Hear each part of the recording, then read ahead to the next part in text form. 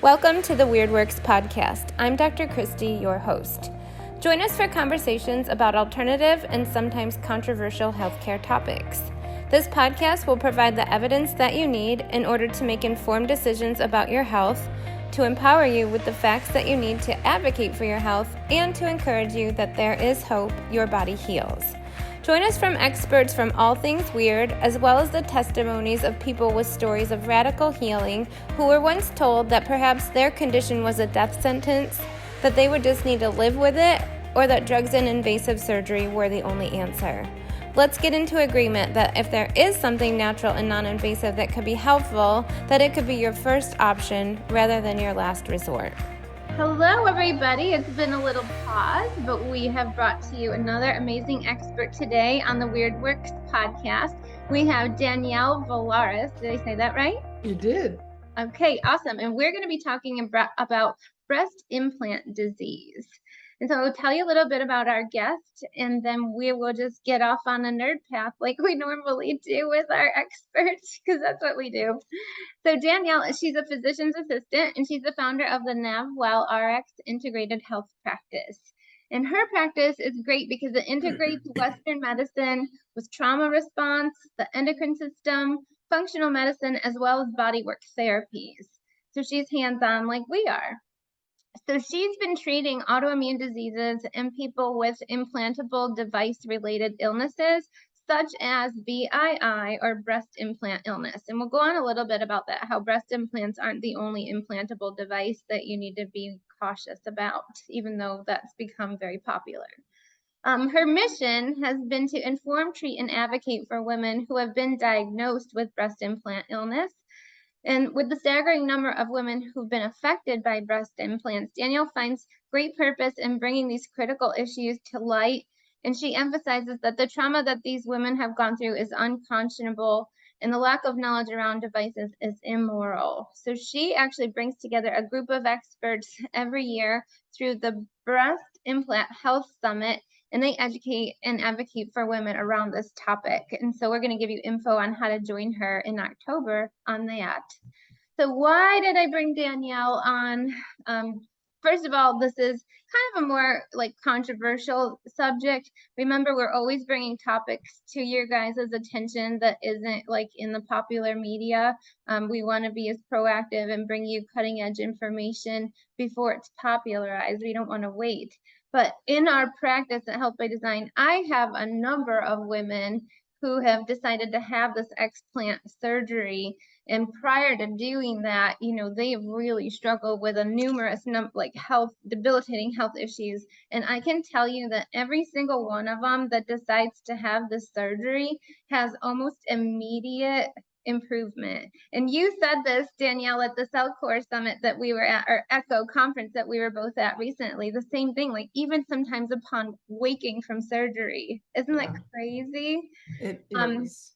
So that's why it's so important to tell you, because I think Danielle and I were talking a little bit before we hit record for your podcast today, and we're just sad when people find us last and have struggled and been everywhere. And we'll kind of talk about how this isn't always the most easy to diagnose situation either, right? Yeah. So Danielle, tell us, how did you get interested in this? What happened where this became kind of your focus? Oh, I was forced and arm wrestled into this corner, if Yeah. you will. And I mean that lovingly.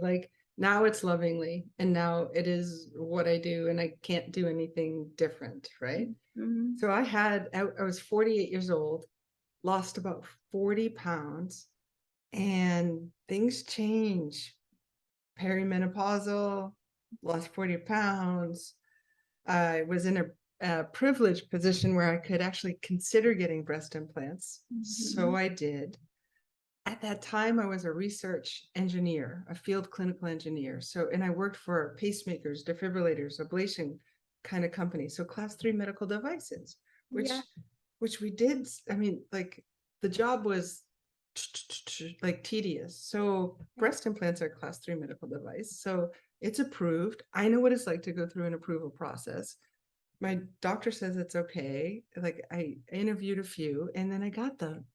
Literally 3 months in, I was like, oh, I don't feel energetic. I don't feel great. My ankles started to swell. I wish we could, I'll send you the pictures, or we can use the ones from the presentation, but like things just were happening that were like kind of random and weird, and my hair started to fall out, but that could happen because of anesthesia. I am perimenopausal, blah, blah, blah, blah, blah. Yeah, you just think all these other things, like it's got to be, you don't know, what. You don't know. I Right. went to a chiropractor, and they weren't sure, my adjustments weren't healing. Mhm. Um, and it just was ambiguous. Right. And then I was studying functional medicine and integrative medicine and looking at the timeline. And I was like spectacular. And Yeah. then I wasn't. Like there was for me a crux. Okay. And it was the breast implant. So I was like, huh. And it took me a year Interesting. to finally remove them in the capsule. And I was one of those ones who woke up was like, oh my God, it was the breast implants. And I Yeah. was not on social media and all these things. And Right. it was a colleague who said, consider your breast implants. It was a guy colleague, actually. And I was like, Okay. you're so full of it. Like, whatever. Yeah. Totally was. And from that, when I woke up that moment on, I knew that there was more to dig at and to look at and see what we can do about it. Yeah, I think that's so common, like myself and then a number of guests that we've had on here, that they had gone on their own personal healing journey and then just get empowered to help as many other people find the same solution and answers. So it's sad that that had to happen to you, but we're grateful because you're doing amazing work and have done all this awesome research for us. And honestly, my goal, and this, I don't know how this will land, but I want you and everyone else to put this specialty for me out of business. Like I want to be able to Right, retire when right. I know it's handled, and we're close. We're so close. Like the whole scope of it, with no fear, with no judge, like to be able to help. What it like? At least it's more than 3 million women Is it that are really? suffering. Like Yeah. I talked to someone today at the gym, and she was like, "Oh, she was. I just who should I go to for explant? Mine are 20 years old, and Hmm. um, so and so, my dad or family members are going to pay for my explant just because it's time. Yeah. Now there's a black box warning and all these things and new guidelines on the FDA website and Hmm. things like that. So she's excited to have them removed. And one of my questions was, well, are you having symptoms? She's like, no, I'm not having symptoms. And I'm like, well, last week, weren't you talking about your gut? She goes, oh, yeah, but that's because of my hormones and my IUD, and that's Right. been removed. And Yeah. I'm like, okay, so you're having symptoms. And she was still, no, and I'm like, it's okay. What that means to me is like, if there are symptoms Mhm. and you have implants, you've got to make sure you remove it all, and ideally all in one. Right. Right. And so that was the only distinction I was trying to make. And she Yeah. was just like, I guess I'm having symptoms. But like me, you think you're perimenopausal, 48 years old. You should be Right. feeling like crap, right? Can I say crap? Right. Well, it's like systemic, the symptoms are not just related to breast. I think that's what traditional medicine has kind of taught people, like, the symptoms, well, oh, it's my gut. That's a different specialist. That doesn't have to do with a different area of the body. Like we've been taught to kind of think in pieces and parts mentality. And so that becomes difficult to say, like, oh, my gut, it's related to something. And talk about too, like, this isn't always an easy discovery, right? So, like, when you're having a discussion like that with women, isn't it hard for them to confront?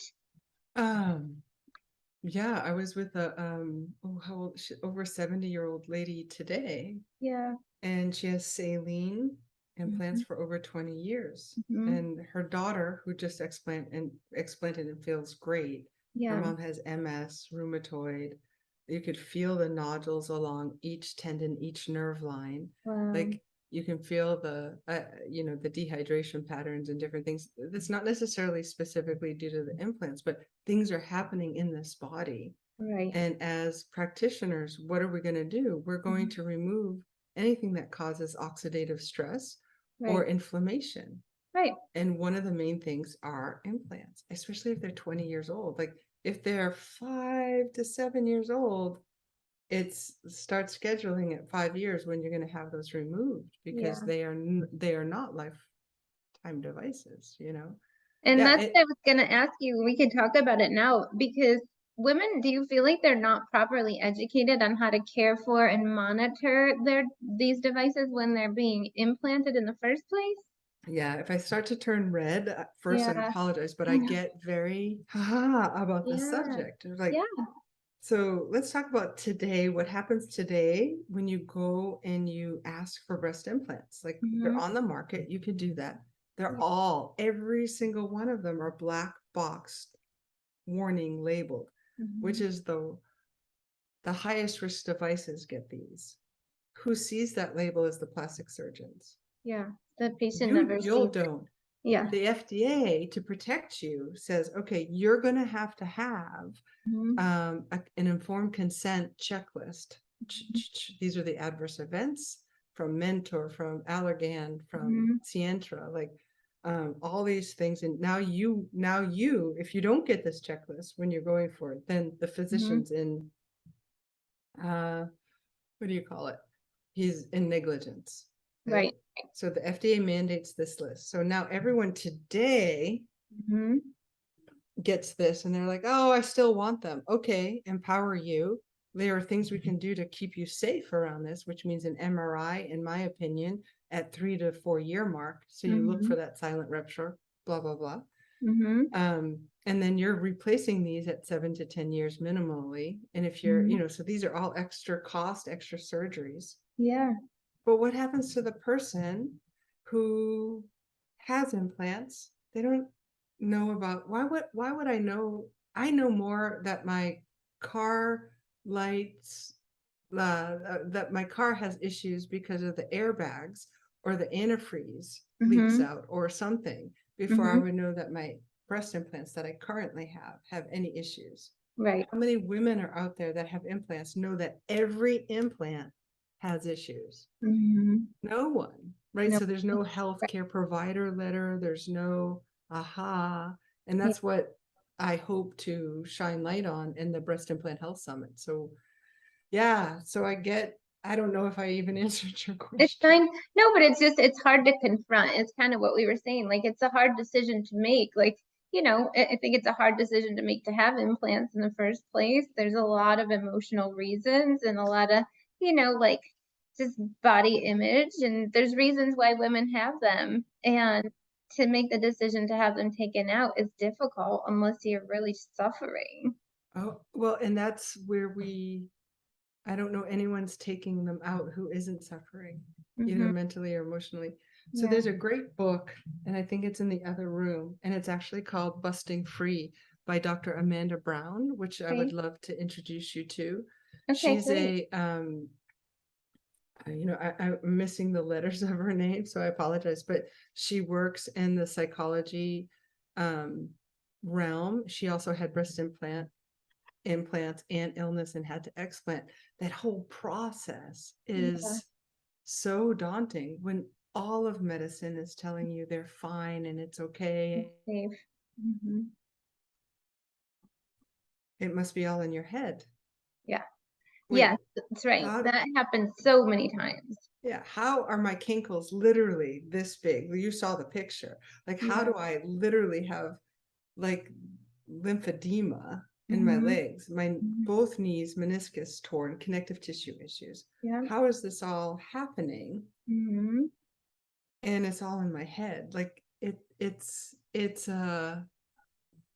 where I went was I must be wrong. Like the science is failing me. Like Yeah. I must like and you have I had, not everyone has this, I guess, this brain fog. And then when you I don't I'd love to know from you, like when you have patients who have any kind of inflammation due to anything Right. or oxidative stress, there's I, I'm going to use the wrong words, but this is, we're okay to be weird, right? But Yes, weird works. there's when someone has so much inflammation, Mhm. there's what happened for me, there was like a lack of confidence. Like Mhm. I'm a confident person. So I Yeah. felt like I still had confidence, like, because I felt like I knew who I was or whatever. But when we have inflammation, forget about what the world is telling us. Mhm. Like there's a bringing in, like, and all I can say is it feels like my personality went away Right. because I was trying to stay safe because I didn't feel safe.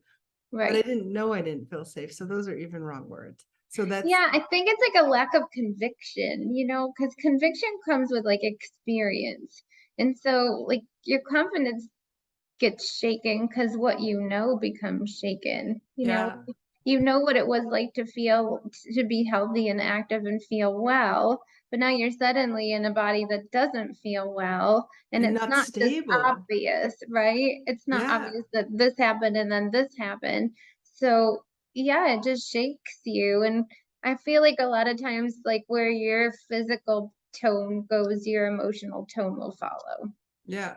And I'll arm wrestle you. It might even be vice versa. Vice versa. Yeah. Yeah, for some, right? Yeah. Chronic illness is, maybe that's another day.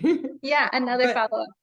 it's crazy. So I lost this sense of self in a Mhm. way. And I apologize, I don't necessarily have the words.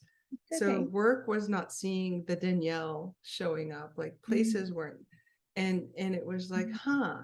And I didn't know that I was landing that way because I was still waking up, doing the things, still Yeah. had joy, maybe not as much energy in doing the joy, Right. but like I still loved what I did and da da da da da. But there was Mhm. like this flatness that comes across. Yeah. Kind of this And underlying thing. Yeah. yeah, and I call that inflammation Mhm. because once that inflammation was gone, you know, Yeah. and maybe it's oxidative stress, maybe it's interleukin 6, like who knows what exactly that shift was, but um But it yeah, gets lifted, it right? does. Yeah, it got lifted when the Mhm. breast implants left. Yeah. And then 3 months later for me, I had a dip, like, oh my God, like, wait, I still feel horrible.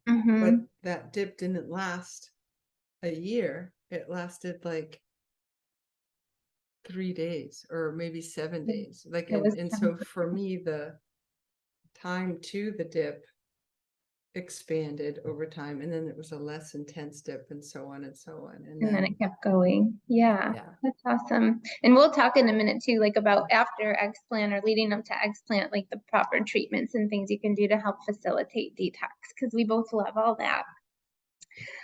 So too. then why is this such a problem? I guess to help kind of get us into like the science and all the words, are implants more dangerous now than they used to be? Like, why all the attention and focus on it? So I would be glad to send you the slide too. Like there's I'm 5 setting you generations. up. Yeah, no, it's cool because like all this was like, I wouldn't call it necessarily Christmas, but like all this was so freaking eye-opening for me as I was like, why, why? Like, Mhm. thank God my curiosity came back, right? Right. Like why? And then how do we help, right? Mhm. And Mhm. and and you got the aha of the, like, we're learning how to help, and I've already been doing it for a year and a half, so blah blah Mhm. blah. Anyway, 5 years, but um reground me here because this is Okay. so exciting. Well, are implants different now than they Yeah, used to be? Like people might think like, oh, mine are safe because I had them before. Only the people that are having them now are having issues. Like I've never heard of breast implant disease or explant. So this or must be a especially new if you have problem. saline, they should be fine, right? It's not Yeah, do you think silicone. salion's safer? Yeah. So you want The to talk about shell, ingredients? yeah, the shell is silicone. Every implant, even the Mhm. new ones about to come out, have the same issues. It's the shell. Right. So you have silicone in multi molecular structures, and they're Mhm. bound together. Man bound them together. So Mhm. whenever man makes anything or woman makes anything, like there's fallibility in there, and it's not as tight as we had hoped, right? Mhm. So they can break apart. Mhm. These things are called polymers. We Mhm. also call them siloxanes. Mhm. And when I talk about silicone, I talk about it with the big E versus the Mhm. N. The N is like quartz and sand and, like Yeah. natural stuff. Like But what's on when the you, periodic table. right, that's silicone with an N, Yeah. which is oddly enough right under carbon, Mm-hmm. right? So you imagine how the affinity could be for Right. them both. We'll let some other engineers talk about all of that kind of Right. stuff.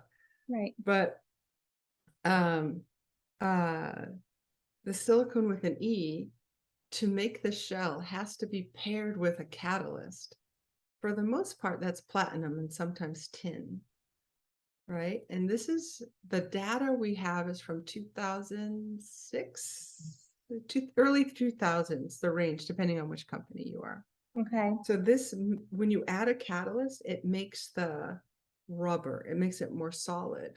But Mm-hmm. you're trying to cross-link things. And so Mm-hmm. just like leaky gut, right? Like Yeah. you can have a tight gut, or sometimes cross links can look a little bit like this. Like Right. I'm using a metaphor, folks, right? So if there's engineers listening, but you see the gaps.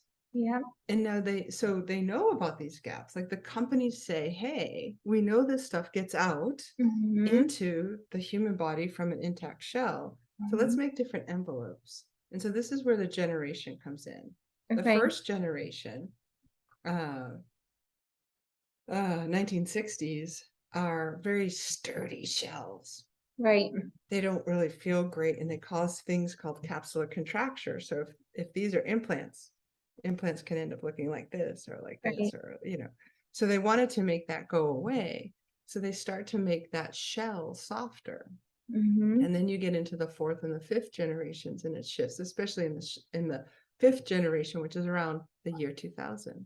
Okay. So while the first generations might have caused all these things, Mm-hmm. they also were, well, they still leaked, maybe less leaky, less shedding, Mm-hmm. less sloughing is what I call it, right? Because like if these crosslinks were weak, then Mm-hmm. something would happen. And as that happens, the shell becomes permeable, where Mm-hmm. things from the contents within the shell can get Mm-hmm. out. But if things can get out, they can come back in.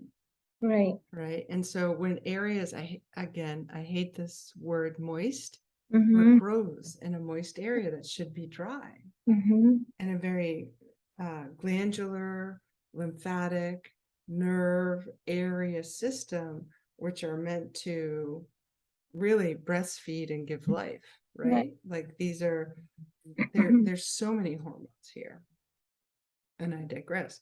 So here's an area where you have the ability for things to grow. Your regular bacteria, your Mm-hmm. your molds, your fungus that maybe were put in there, or Mm-hmm. maybe there was, like we don't know about this, but this creates a biofilm Yeah. that we will at the summit we'll actually talk about what they're finding in the biofilm, and then what we can do about it. But oh, I get so excited. Mm-hmm. um it's also a sub, like I feel like sometimes when I talk about it, I have a little PTSD, because I'm like, why wouldn't they know this? Yeah. Why wouldn't they, like, how is this is not like, I joke and say I'm not the sharpest tool in the shed, and if I can figure this out, like other people should be able to too. So long story short, the older generations might be less permeable, but like the Mm-hmm. lady I saw today, she's had it in for 20 years. Mm-hmm. She's only coming to the conclusion that maybe it's her breast implants now, right? Right. And then you look at the people who have their breast implants around 2000 to now, they Mm-hmm. seem to get sicker faster, especially when they have, it's not so much the silicone inside as much as the new generation shell. So the saline, and Mm-hmm. then the silicone got put back on the market. So now we're seeing a lot of the gel, the gummy bears, the ones that feel real and physiological and Mm-hmm. stuff. They have a lot more chemicals on the inside. And if the shell is permeable and flowing in and out, then that can also get out, Yeah. right? How were they ever allowed back on the market? Oh, I know you're I gonna get know I'm red. getting You're red gonna right get now. red. It just seems crazy to me. It's like birth control. Like the same thing happened with estrogen, and then it got put back on the market after they knew it caused cancer and all these problems. The same with the implants. Like I don't know how silicone ever got put back on the market. We'll be back after this message.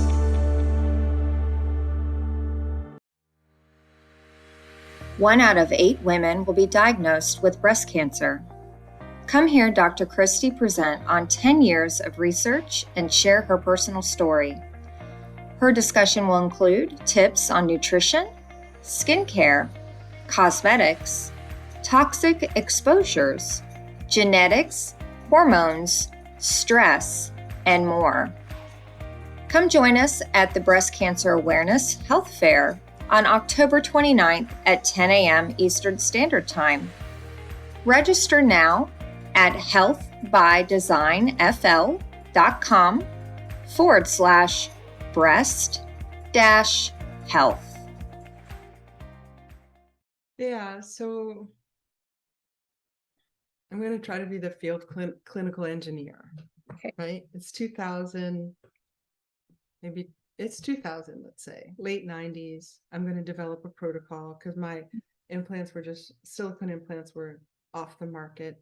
I need to prove to the FDA that they're okay, right? I have to pass some threshold of testing. Yeah, I have a hard time with this, so I just need a minute. it's okay. So I'm going to write a protocol that shows how my implants do. And ideally, I follow this protocol. So I put these implants in women who have augmentation, which is for cosmetic reasons, maybe revision for augmentation. Reconstruction are usually for some abnormality and or cancer.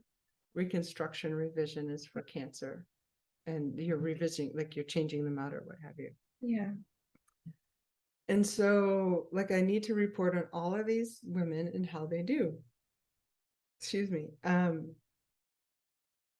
What's intriguing before we even get to that part is you have to do this, should do some animal testing, should do some like biocompatibility testing. And so in 2000, like I'll arm wrestle them like, okay, 2000, maybe we didn't know what we know today, right?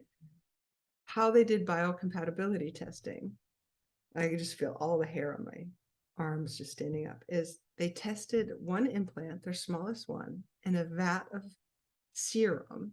If we use Allergan as an example, it's bovine serum. Okay. For 90 days at 37 degrees, which is 98 something Fahrenheit body temperature. Right. And we all know our body stays just stable, just like that. No friction, no enzymes, no anything. Yeah, no movement. No macrophages, no monocytes, no interleukin, like no cytokine. Right. We know, we know our body stays just like this. Yeah. And then they say, oh, what came out of that shell was, and they have a list on the FDA website and then for every company, right? What was in abundance was silicone, small and large molecular weight, and platinum and tin. There were some other things too, all within their own right, depending on the oxidative state, blah, blah, blah, can cause disruption in the body. But they said, oh, these are all inert and their oxidative state is 0. And so we should be fine. And so that was the premise. And until that date, it wasn't until the 90s that we thought free silicone was bad, right? So the data is all overlapping at this time. And so they start to study, each company had their own number of women that they studied. And they're supposed to study for 10 years. But each year women would drop off and not follow up. Why?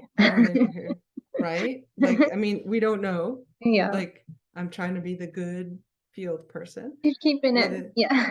Trying to keep it real. We don't And know. it's science. At the end of the day, they didn't have the N that they needed. And so the FDA said, well, what we see so far is okay. Besides, y'all look good. Look good. Maybe that was a little bit going for the jugular. But most people were happy with the aesthetics, but they didn't ask all these other questions. What was your ANA? What was your thing? And there were these adverse events, which I'll gladly send you a chart for. But when you look at the short-term data, it didn't prove it was unsafe. Right. It didn't necessarily prove it was safe either. So the FDA says, let's extend this to a post-market approval study and let's get the numbers, right? And, they're selling like hotcakes. So you know, at like 300, 400, 500,000 a year, you should have your numbers shortly and follow That them means for. the patient is the experiment at that point. I'll say, I'll be the non-field person. I'll give the non-field commentary. Yeah. Right. So, okay. So let's continue to follow, collect the data. And this happens. And on some level, I'm not okay with the compatibility testing that they did in 2000, Mhm. you know, 90s. We knew better. Right. Like you come on, like you get no slack from me on that. Yeah. But okay, let's follow up.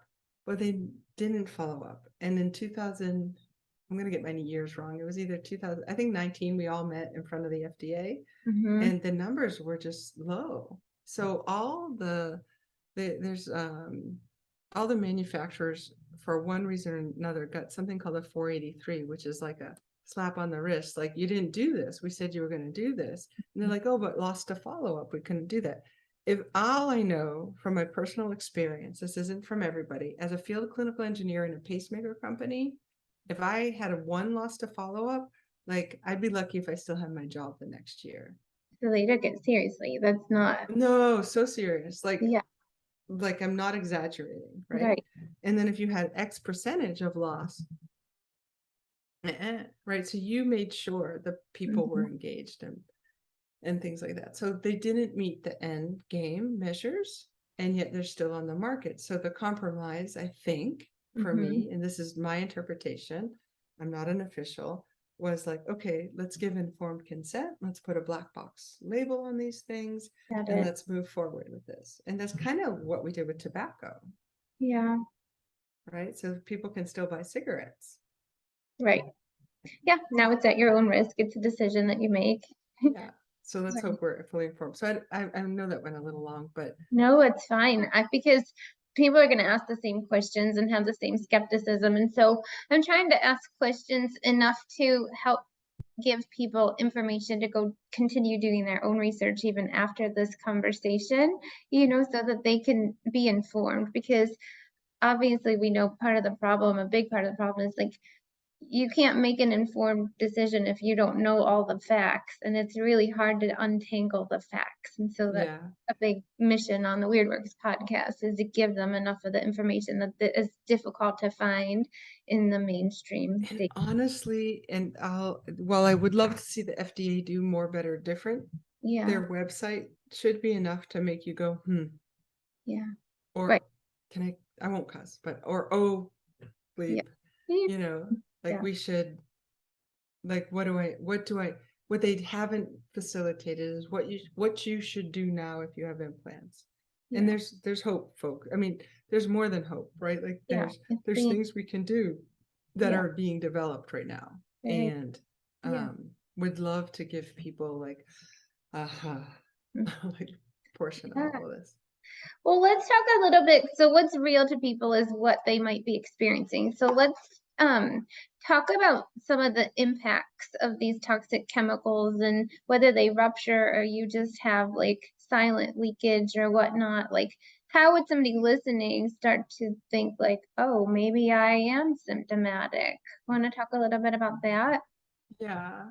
So every person with implants has silent leaking, Mhm. gel bleed, shell shedding. Mhm. We just have this. It's just because of the man-made product, right? And that can't be seen on imaging. Let's be clear on that also, right? Until it gets to a point, Okay. and then you can see things, right? So there's a doctor by the name of Eduardo Flore out of Sao Paulo, Brazil. He's a Mhm. radiologist, like he does oncology radiology, and his new, well, it's not new, it's been since 2015, passion is to read imaging, breast implant imaging, the integrity of the implant.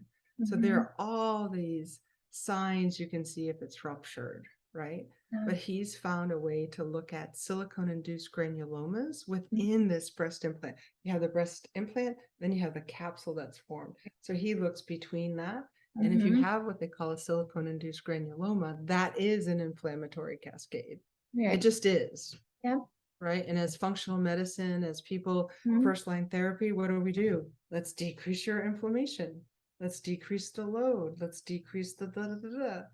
So we know that it's in his work, we know that it's tied to silicone. Got it. In other people's work, we know that the silicone doesn't always stay within this breast implant and capsule. We know it Mhm. migrates this way, right? Right. So Right. this is always happening. Can your body handle the things? Well, that's up to your body. And that's where we talk about drainage and support and the different things. Yeah. Yeah.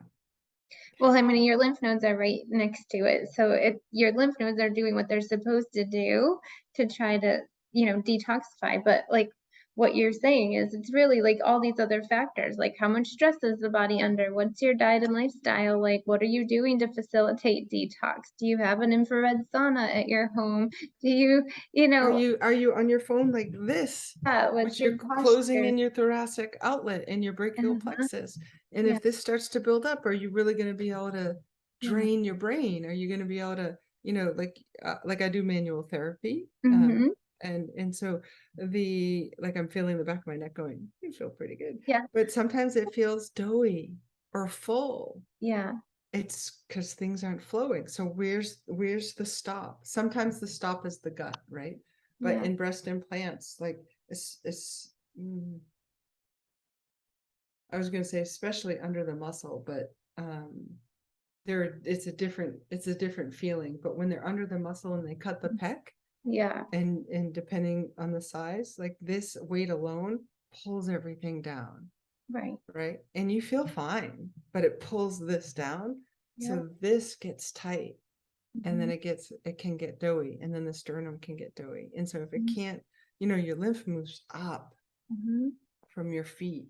But if you Mhm. can't take a full breath, and we get maybe another Breath work. podcast, but anyway, like there's Yeah. just a structural potential impingement on there too. And then you think about stress on top of that. What do? We contract, and when we Mhm. contract, we don't allow oxygen or fluid, and if your Mhm. lymph are in a contractive state, you can't release. You can't carry stuff away. If you can't carry, you can't supply. And your lymph Mhm. goes through all the endocrine system, and it picks up what you don't need, and it carries it to the next or not. But if you can't do that, then you start to have an endocrine disruption. Right. And it's not just an estrogen disruption. It's part that as well. But then anyway, there's so much to say about Okay. that. Well, like I know in our practice, when we're able to help women make the decision, usually what we see is like chronic pain syndromes, right? Because of this doughy, like lymph stagnation and inflammation, fatigue, sometimes extreme fatigue, and with Yeah. that, like brain fog, not just a little like I lost my keys or haha, I'm a little forgetful, but like sometimes inability to like perform, worried, like are my kids in the car? Where did I leave them? Like scary stuff. Bloating. So you already kind of mentioned the gut. People don't necessarily think breast implant is going to cause gut issues. And along with that comes like multiple food and chemical sensitivity. So if you're just like sensitive to everything, those are the biggest symptoms we see. Is there anything in addition to that list that you see on the regular? Heard those are the biggest The symptoms. symptoms? Yeah. So Yeah. anything in addition to that list that you are seeing? No, there is, I think what you mentioned are key factors, and they also fit so many other issues, right? Yeah. I think if I had to group everything, if you have an implantable device, right Mhm. now we're talking about breast implants, but if you have dental, if you have an IUD, which technically is a drug, not an implantable device, if you have a mesh, if Mhm. you have eShore, if you have breast implants, penile implants, any implant, and you have these symptoms and your chiropractic adjustment doesn't hold, Mhm. you go to Western medicine and you don't, everything is like you're fine. Let's say Right. even your ANA and homocysteine, all this is fine. Yeah. Maybe you see a big B12 and you're like you have a high B12 and you're not taking supplements, like Mhm. like when everything is sort of generally okay and you have no answers, Yeah. consider it might be that your implantable device is disrupting your regulation, nervous system, endocrine, like all of the things. And I'm not going to remove a pacemaker, but I'm Right. going to support what your body needs to do to have that pacemaker so you can live the best life possible. Exactly. You can do that with breast implants. And Mhm. the empowering thing is the difference is the shedding and the secretion. Like just Mhm. know that. And in the we're living in a world of a pandemic and flu and different things. So know that each inflammatory hurdle, if you're getting through it the way you like to get through it, great. Yeah. If you're Mhm. not, then there's a conversation around how to support you with that implantable device. Yeah, that's a good point. So I like the point that you made too is that, if you're not responding the way you used to your self-care regimen or whatever health program you're on, you're not getting the same results that you once did or that you expect or that your practitioner expects. It's time to start investigating further, right? Oh, absolutely. In Mhm. fact, in my dream world, every practitioner should already know, do you have an Yeah, implantable device, breast yeah, implants? Like ask the specific questions. I yeah. would never think of a dental implant to be an Mhm. implantable device. Like use the Mhm. language that's geared for your patient to understand. Right, Just right. like if you ask them if you've had surgeries, have you had a hysterectomy? I remember my rotation as a PA. They're Yeah. like, I think I'm fine. I don't think I've had that surgery. But then when you go in and you look and you assess, you're like, yeah, there's not a cervix here. What's a cervix? Oh, I had that female part taken out years ago. Like Uh-huh. Yeah, so we remember. need to be aware. Mhm. Yeah, for Uh, sure. and there's a drain. I mean, your body's going to take that and protect you from that. And Mhm. if it's protecting you from a pacemaker, that's, it's okay, but what can you do to help bring homeostasis and energy to all of that, right? Exactly. Yeah, like you said, there's a time and place for both traditional and non-traditional. Um, and it's just knowing how to work together to get the best of both worlds. And sometimes Yeah. they're in conflict with each other. They really can be in conflict with each other. Oh, But for things sure. that can be done if that's an inevitable situation. Like sometimes for us, there's patients that are on medications that we can't touch.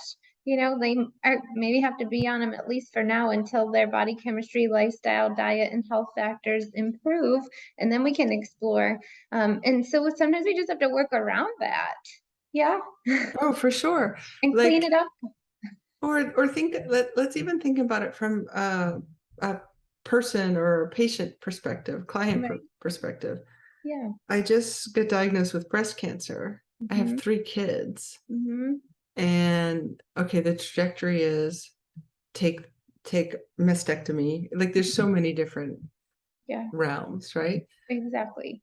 I'm not ready for this. I got to be here for my family. Like, oh my God, like breast Mhm. cancer. The, I don't even know how to be with that. I hope I never have to be with that. Yeah. And then they're like, oh, but that's okay. We'll get you ready when we do the mastectomy to have breast implants. We'll do Mhm. expanders and then we'll give Mhm. you, your final set Mhm. before or after radiation, Yeah. let alone they've never been studied expanders or the permanent set during radiation and stuff. Like if I was that person, I'm just happy to be here and thank you for taking care of me, whoever the N is. Yeah. And then now, wait a minute, I'm so tired. My hair's still falling out. Is that the chemo? Is that the radiation? Or is it the breast implants? Right. Like how do you support that person or the person who has such mast cell and POTS that Mhm. they're not even well enough to meet you in your office? Right. Like, like there's what do we do? What do we do for that population? Like you Mhm. can't, it's not so cut and dry to be like, oh, I'm going to remove them. Right. Like I'm 5 years out. So it's easy to be like, oh, I removed that. Yeah. It took almost a year to come to that consideration. Yeah. Um, so there's still things we can do to support that person to Mhm. best achieve a well-being that they are okay with Right. until they can explant. And maybe they never choose to explant. I Right. hope they do, but Yeah. We have women who choose not to, and we're just very open and honest that like maybe there's some, it's up to them what level of health they're trying to achieve or willing to accept, certain symptoms. I know one situation, um, the woman had severe eczema, psoriasis. I mean, patches of skin were falling out, itching. We did everything. Like we test for chemical toxins, we test for heavy metals, we test for pesticides and Lyme and co-infections and food sensitivities, eliminate it all, get her on the proper protocol to heal all that and detoxify, support the body in all the potential ways possible. She's changed her hair care products, not dyeing the hair, like using organic everything. And like the symptoms are better, but still never completely go away. And you Yeah. just have to be honest with the patient, like this might be your level of health until you consider having explant. We'll be back after this message. Are you tired of going from diet to diet to come up short and feel worse than you did when you started? Or are you just lost with all the mixed messaging out there today and not sure what's best for you and your lifestyle? Maybe you were told that you had to live with your symptoms and accept feeling less than your typical vibrant self. Well, I'm here to tell you the truth. As a practicing doctor of chiropractic, kinesiology, and clinical nutrition, I see people all the time that are just like you, frustrated and starting to lose hope. But I do want you to know that you do not have to give up on the you that you know you could be.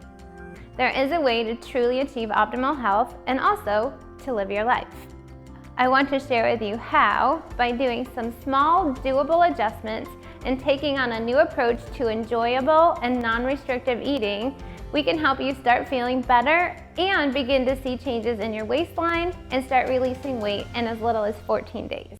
Yeah. And just because this is the weird podcast, right? Yeah. Like what we don't have now is data to say, if you remove them, this will all get better. Like Right. then I can retire when we have that. Right. Like when we know that there'll be an improvement, right? By the time you have the diagnosis of an autoimmune issue or some formal diagnosis, you still can have vitality and you can have less pain and things like that, but you may never stop that autoimmunity, like the label of such, because the antibodies are present. Yeah. Like not everybody is allergic to their implants. Not everybody gets so I don't even know if this statement is true, like antibodies to the silicone and the things. Right. But when you do,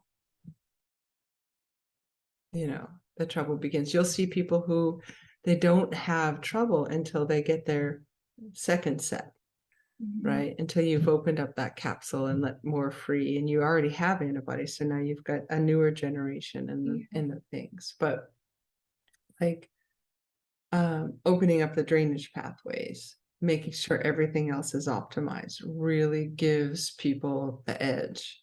Yeah. And if you don't get the edge with that, like it's the diagnosis of exclusion, like this is the road to consider, and some people aren't ready for that. Right. But yeah, it's a tough one. It is tough. Well, and then like you just said, another thing that kind of sparked, can any surgeon remove it? So let's talk about women who are, maybe they've already made a decision and they're exploring who can help and assist them through this explant process.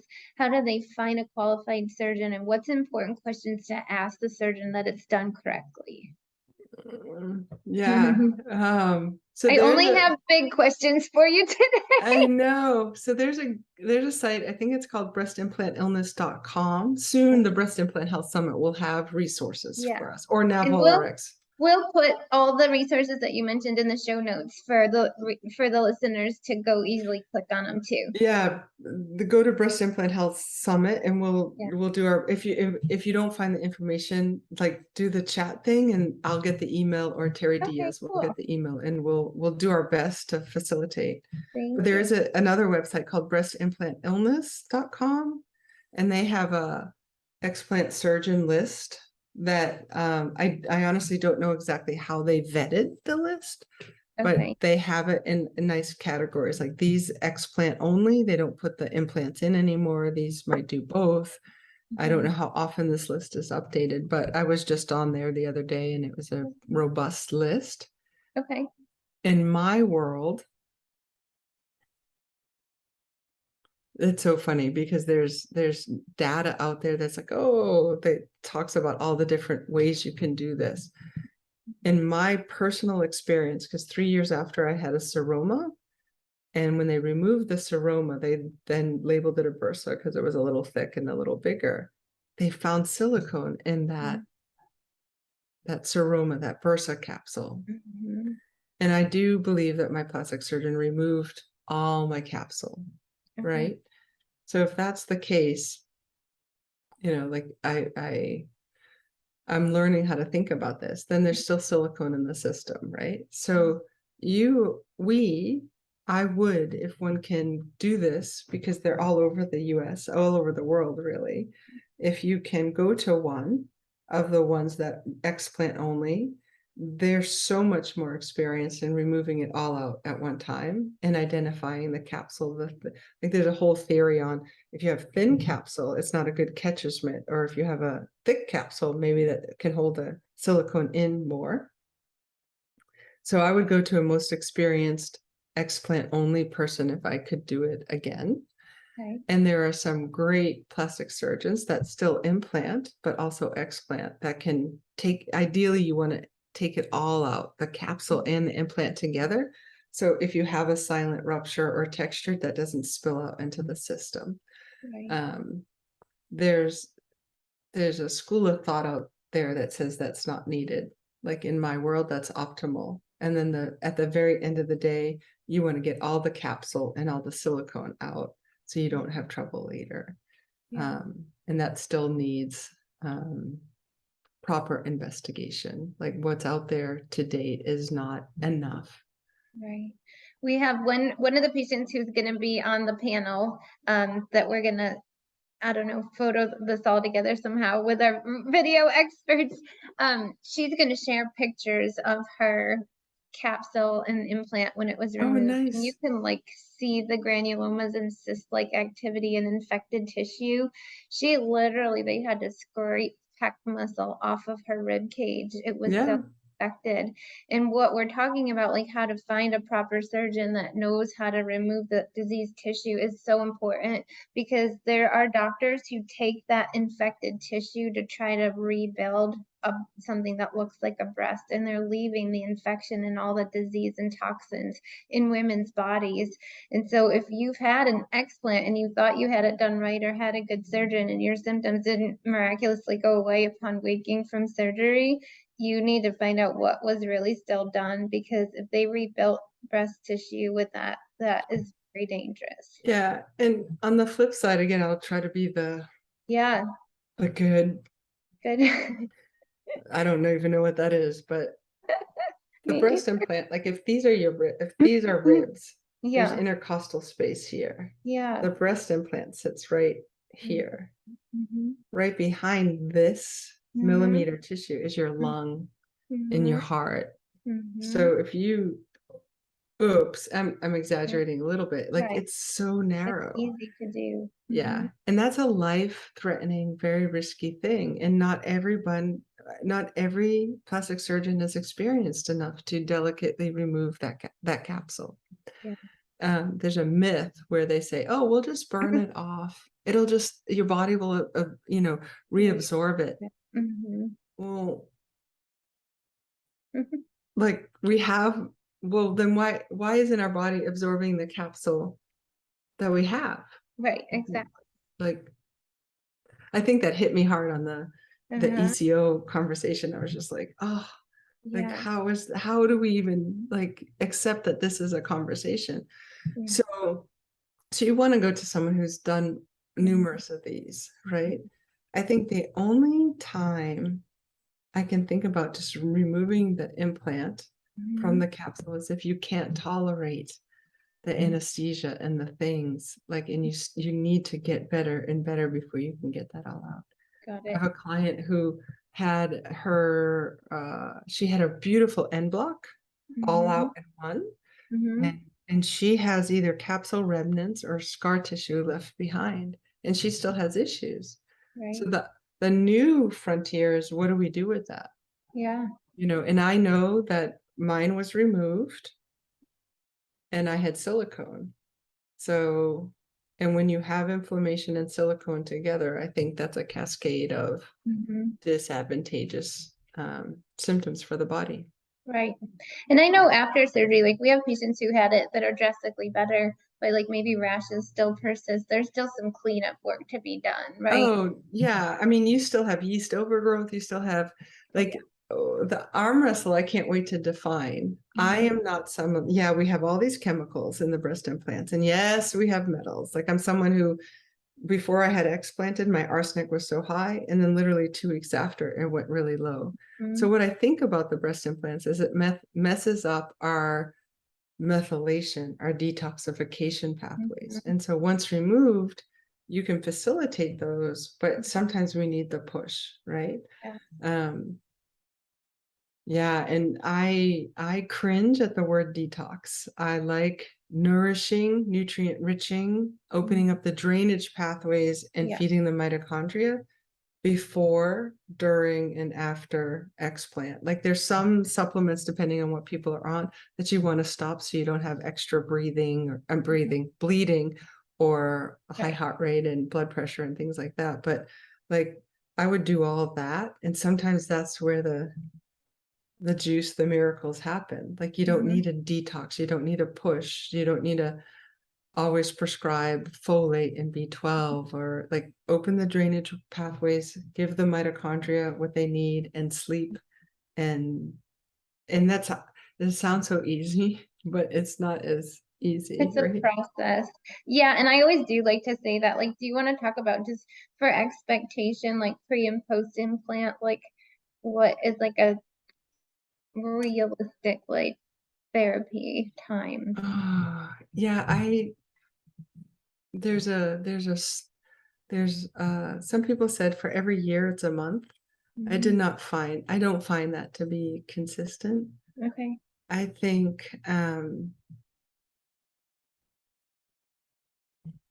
honestly, I'm going through all like the clients, right? Everyone's Yeah, journey is it's totally different. unique, which can be the answer too. Yeah. Yeah. Um, I let me rephrase. The hardest part is when you get some of the symptoms back, or you don't get as well as your expectations were. Yeah. So if you could manage or not have the expectations, I think Mm. one does better. Like when my symptoms of like brain fog and like the vibrations in the body or the not sleeping, Yeah. like when that came back after 3 months of feeling like what felt like bliss, Yeah. that's another thing I'd like to talk about too. So I'll hold this finger up. Yeah. Like it scared me that I made the wrong decision. I didn't do the right thing. Maybe it's not this. Maybe it's and that spin starts. And I think other people have the spin, but I called mine the BII spin. Mm-hmm. And then all of a sudden the symptoms went away, whether it was 3 days or a week later, and then they didn't show up again for a while. Yeah. And then they showed up again, and I'm like, oh my God, I didn't get it right. And like be aware of your thought processes. Like in hindsight, like at the 50-year mark, I'm like, oh, like I didn't get it right. I'm not good enough. I wasn't smart enough. I did it wrong. Like all these things were showing it at my lowest. Mm-hmm. And that was a beautiful mirror for me to be able to be like, oh, I should visit this in a healthy state and see where that takes me now. Yeah. So now if and when I get a flare, which is hardly ever, like now I can drink alcohol. So if I have like one too many, if you will, then I don't sleep well, and then I'll get a flare, and I can just be like, oh, I don't go south. I don't go like I was stupid. I did it wrong. Right. Like Yeah. it's You don't have to go through that whole self-deprecation thing journey. yeah. But Mm-hmm. I think, at least for me, it is BII, we do. People don't believe us anyway. We're costing our families all this money and all this hardship. Yeah. And if you have BII and mold, or BII and mold and Lyme, or EBV, like it's a journey for us to not withhold, but behold, right? Um, yeah, so yeah, managing the expectations is a big thing. So it's not like, I would love to say, like, what I tell clients is like, it can be night and day, right? So the finger holding, the delta is like, I felt like crap. And then I didn't feel like crap. Yeah. And then this level of not feeling like crap was still not like able to go out and eat real food and do the things. And, and so then I realized, wait, this like I'm all better was not all better. Right. It was just better. And so we don't have an objective measure for that in the literature. Yeah. Right. Yeah. And so I would rather manage the person's expectations and let's see what happens, and let's prepare you for the best. And the best you can do is open up your drainage pathways, which is emotional, which is digestion, which is liver, which is kidneys, which is sweat, which is breath, which is defecation, like all of these things. Yeah. And be open to see what's so. And that's a hard journey. Right. And yeah, so much. Since each case is unique and multifactorial, there is no one answer cure-all kind of a thing, and that's how our medicine is anyway. It doesn't matter if we're talking about leaky gut or breast implant disease. That is how we are as humans. We're unique and individual, and we need a customized approach. And that's what's cool about working with, docs like me and Danielle and other awesome practitioners across the world that get it, and want to be root cause and help with healing your body from the inside out and moving you towards optimal wellness, not just treating the symptoms. So, yeah. Well, let's leave it on a high note. Do you want to share like one of the most outstanding or life transforming success stories after explant? Is there something, a case, that stands I have out? to say it was the one that I presented at ECO, where like she just explained it in June, and she just brought she just brought another person in for assessment. Like, good. Is she still going through hurdles, and not hurdles, but like there's a new lease on life and a new level of activity. Like, so when I see that, no matter where, from here to whether there's no, successes.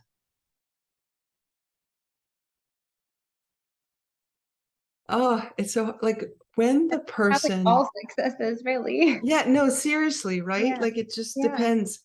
The non-successes are the ones who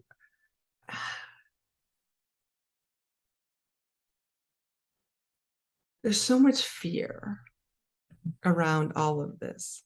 Yeah. Right? So the success is when you choose to do something because you choose to do something, empowered with the thought process and the decision making and the healing that might has to come through. Yeah. Right? Like when you cross that threshold, and that threshold could be whether you choose to explant or not explant. But when you powerfully choose, honestly, that's the success. I love it. And then when you do what I have seen, there are some people who have explanted, very few that have gotten worse, like 3 months they've enjoyed, and then mast cell or all these things, but they usually have concomitant issues like mold and Lyme and or emotional stress that they haven't been able to release, right? The success comes in the release. And for some, it's the explant. For some, it's the choice that I'm keeping them because I'm keeping them. And then you deal with you one-on-one. That's where the vitality's had, like in the body and in the mind. And I wish I had a different way to say it, but it's the choice. It's the empowered choice. I think that's amazing. No, that's even better. I love that answer.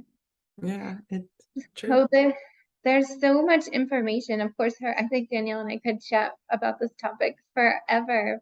But do you want to tell how the listeners, if they do need to learn more or how they can connect with you? Yeah, so So a big goal is to support this community in any way we can. And one of them is through something called the Breast Implant Health Summit. So whether you keep your implants or you explant or you do the things, like what would be your informed consent to all of this, right? So we just extended it to 4 days because there's so many new publications and practitioners wanting to help people with breast implants. Next year we'll go into implantable devices like meshes and stuff.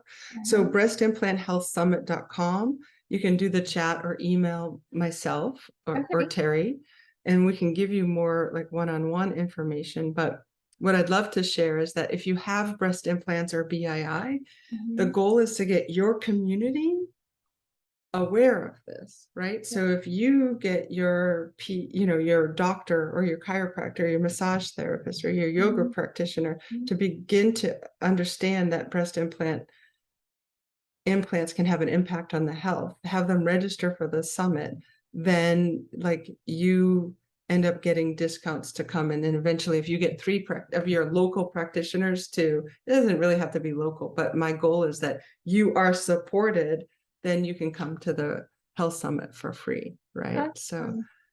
So yeah. I love it. We definitely will put that link in the show notes as well. And then when we share it, we'll put it, all over socials so that you guys should be able to find and share that. Like wildfire. So this will be our first in the series on breast implant illness. You guys all know Breast Health Awareness Month is October. And then we have our big breast health awareness health fair. It's like our 7th annual one, and we'll have all local vendors, thermography, the hair scan, ourselves, I don't know, lymph drainage people, all sorts of beautiful people. That will be local. So if you're in the Jacksonville area, we'll put the date for the health fair so you can come and attend with us as well. Can you give me that information? We'll post it on the summit site because yeah, absolutely. And then we speak, like I'll speak, I always update, like the last 20 years of research on breast cancer factors.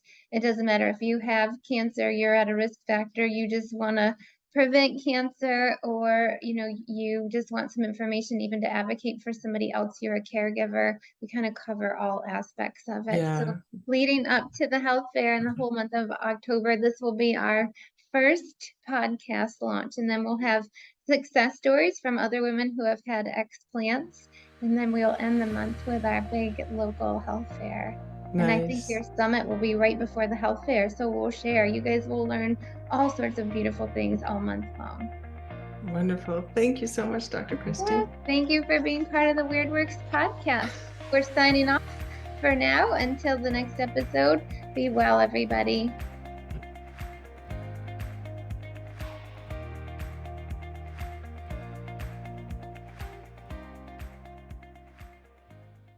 Your health and how you feel on a daily basis directly impact your mental, emotional, and spiritual health.